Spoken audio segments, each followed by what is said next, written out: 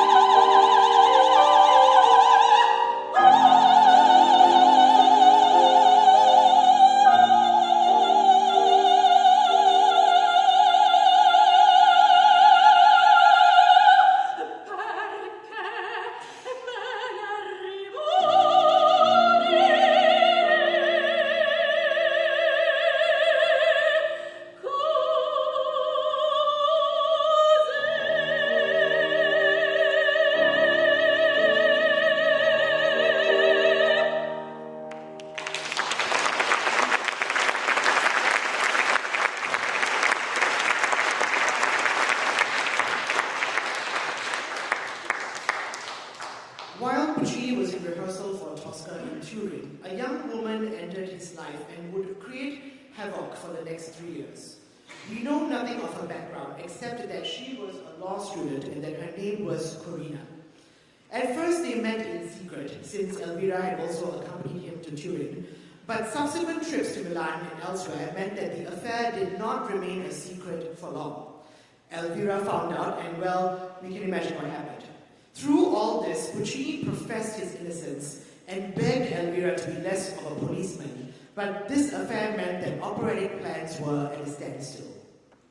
It was not until July of 1900 that Puccini visited London for the premiere of Tosca there, where he also saw a double bill of plays at the Duke of York Theatre, which included David Belasco's Madame Butterfly. After which, Puccini rushed to Belasco's dressing room and begged him for the operatic rights to the play. I agreed at once and told him he could make any sort of contract because it was impossible to discuss arrangements with an impulsive Italian with tears in his eyes and both arms around your neck. By the end of March 1901, word arrived that Madame Butterfly was at his disposal, and Ilica set about adapting the scenario. Now the truth was, Puccini did not speak a word of English, and the only part of Madame Butterfly that captivated him enough to be interested in the play was a 14-minute transition from dusk to dawn in complete silence that marked the title character's overnight vigil. Throughout 1902, Puccini worked slowly on Madama Butterfly. It was a contrast to the quick action of Tosca, and Illica luxuriated on a number of moments in the libretto, especially the great love duet in Act 1, which he wrote would have a poetic quality almost greater than that of the scene between Rodolfo and Mimi. Puccini's main preoccupation was the search for Japanese folk music as a source of local color, a major resource of which was the ambassador of Japan in Italy, who sang him Japanese folk songs and sent him a printed volume of them. Something else happened at this time of great significance in Puccini's life. Elvira's husband died at the age of 46, and with that, Elvira and Giacomo were finally able to marry, which they did on January 4th, 1904. The premiere of Madame Butterfly 2 weeks later, on the 17th of February, was up to this far the only Puccini premiere that was not a success.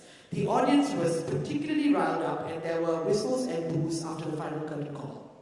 But Puccini wasn't discouraged. "I know that I have written a genuine, living opera that will certainly rise again," he wrote to his nephew. Madama Butterfly is also unique amongst Puccini's full-length operas in that the entirety of it is focused on the heroine from the time she enters the stage until her death, and there are almost no gaps to be filled by the audience's imagination, such as in Maronesco or Bohème, where a significant amount of time and incidents have passed between acts. It is also Puccini's first foray into what might be called native color, with the use of Japanese motifs, but we must, of course, hear them exclusively through Western ears. There is, of course, much to be said about Orientalism in this work. The issue, of course, is more Belasco's than it is Puccini's, but seeing as the opera has outlived the play, the conversations today do very much center around the opera. Ricordi never liked Butterfly. What he overlooked, of course, was the richness of harmonic color that Puccini used to delineate his heroine. In the final scene, leading to Butterfly's suicide, you hear this coming together of the Japonisms, of the harmonic ambiguity, and even a reference to the death scene of another heroine, Carmen, but all spun together with Puccini's characteristic melodic invention.